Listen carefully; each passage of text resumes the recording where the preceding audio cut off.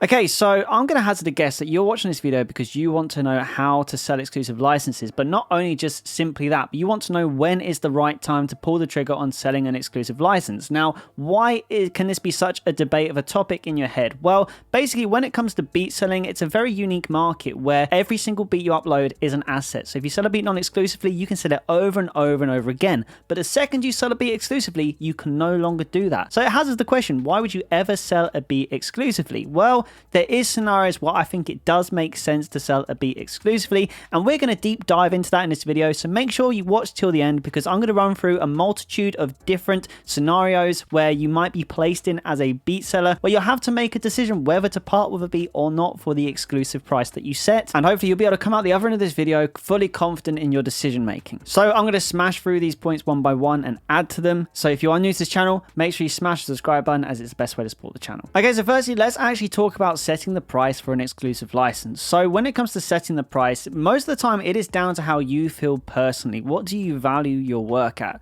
You shouldn't really consider at this point when you're first uploading an exclusive beat, how many sales would I have to make to justify putting an exclusive price on it? You shouldn't think about that because sometimes you upload beats and they get no sales at all. There's just no way of knowing, which makes it really hard to actually decide what exclusive price your beat should be. Me personally, I've always set the benchmark at about $300. So basically it is the equivalent of selling two unlimited licenses. Now, I always toy with the fact of offering more for my exclusive licenses, but for me personally, I make beats every single day. I've got over 700 beats in my beat store, so I've never been one to lose sleep over selling an exclusive license for a beat unless it's been one of my really popular ones, which is a whole other conversation in itself. But the reality is, at the end of the day, we're trying to make money because we are businessmen as well as creatives, and the exclusive license is a very lucrative opportunity to get a really good payday or to get a good amount of cash in as a beat seller, which you could either bank or you could invest in your beat selling even more. So it's definitely worth it to be selling exclusive licenses as a really good way to make an income. And I'm telling you now, my whole business model actually very much relies on getting the odd exclusive sale once every couple of weeks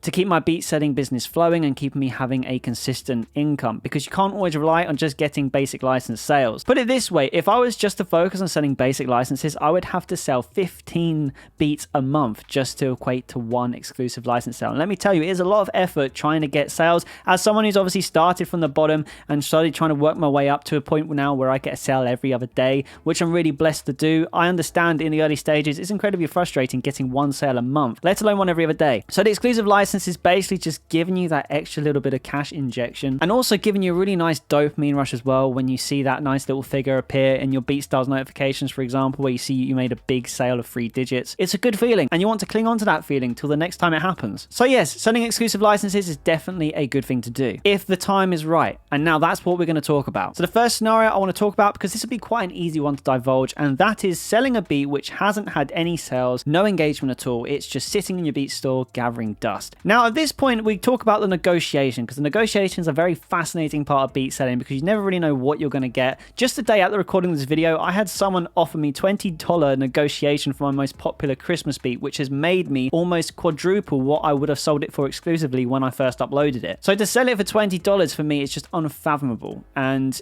sometimes negotiations, they don't play by the rules, because a lot of times when it comes to the artist, unless they have a conversation beforehand, they're just going to take a punt and offer as low as they possibly can, and it may frustrate you sometimes at times the offers you receive. Now again, I say I make beats every single day and I love it and I've got a lot of passion for the beats I create, but there is a price that I'm willing to go on the lowest spectrum to sell a beat for, and for me that is between $200 and $250 depending on how popular the beat is. If the beat isn't popular at all, I'll be willing to part of it for $200, which is $100 less than the exclusive price I set at $300. Now you could argue, why don't you hold up $300 or try and come back for a higher price? But again, we're talking about a beat which has been sitting, let's say, on my beat store for a couple of years, got no sales, got no engagement, it's just sitting there. At that point, especially if someone comes to the table with $200 up front and a 50-50 split on publishing, that is an offer I simply cannot refuse in my opinion. So if you do have beats which are underperforming on the beat store and they've been on there for a year and you just don't see any sign of them improving at all, sometimes it's best to part of them for less. Just make sure you get that split in there as well, because it gives you a passive income even if the beat is no longer on your beat store. You also get their email address as well, and you can target them again. Now, the next scenario is when you've got a beat which is incredibly popular on your beat store. Now, I'm going to take you back to earlier in this video when I said about that Christmas pop beat, which I had a $20 offer for it. That is just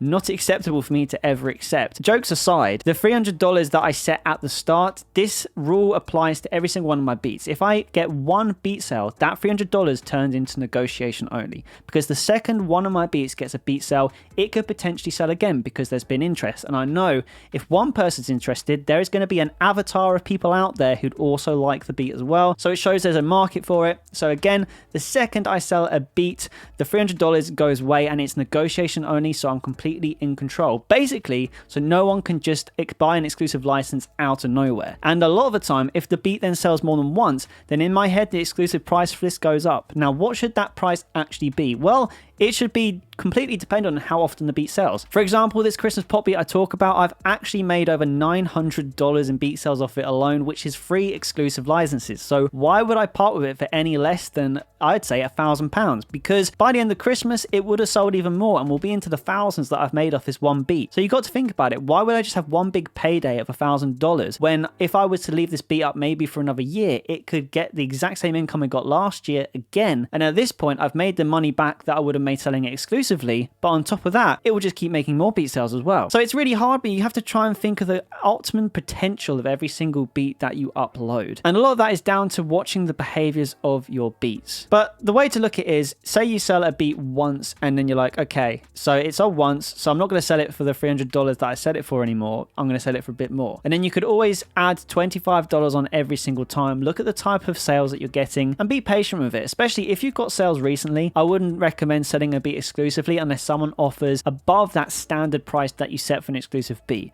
Now, again, I'm going to quickly make the point. This is why it's so important that you have a standard figure in your head that you charge for all exclusives, regardless of whether they made any sales or not when you upload them, because this is your basis to judge what the right price to sell a beat around is. Now, one more thing I want to talk about, which is very interesting, is the beat that gets no sales but gets high engagement. Now, this is a different type of value which is very underrated on any type beat channel. So you may have got a beat which is up on your channel. Let's say on YouTube, it gets way more views than any other beat does on your channel, and it's actually growing your subscriber base. This is a completely different asset in itself because it's helping grow and expose you as a beat seller even more and opening you up to a whole new audience. Now, it doesn't mean that you're earning the income off of getting beat sales, but the kind of value that you're getting from it is getting new subscribers, you're getting traffic to your beat store. So even if someone liked the beat, they viewed it, they went to your beat store, they may actually check out your beat store and like other beats. So even though this beat doesn't get sales because it gets high engagement, it is a gateway for new traffic to get to your beat store, as well as email captures. If there's a lot of free downloads happening on a certain beat, even if it's made no sales, you can get email captures, or if you're someone who likes follows on BeatStars, you can get more follows on BeatStars, which is increasing your exposure to your beat. And that is another kind of asset in itself, and you have to factor that in. And I will never ever sell a beat which has got good engagement. I would almost be more inclined to not sell a beat which has got high engagement rather than a beat which has got one sale. I sometimes value the higher engagement beats and the ones which sell more, depending on what it actually does for my channel or my beat store. So yeah, I hope this video gives you a broad understanding of what to do with your beats when selling them exclusively. And if you've got any more questions, please comment below and I'll be happy to answer them either in a future video or in some short form content. We'll see what happens. But yeah, guys, thank you so much for watching. Keep making music and I'll see you in the next video.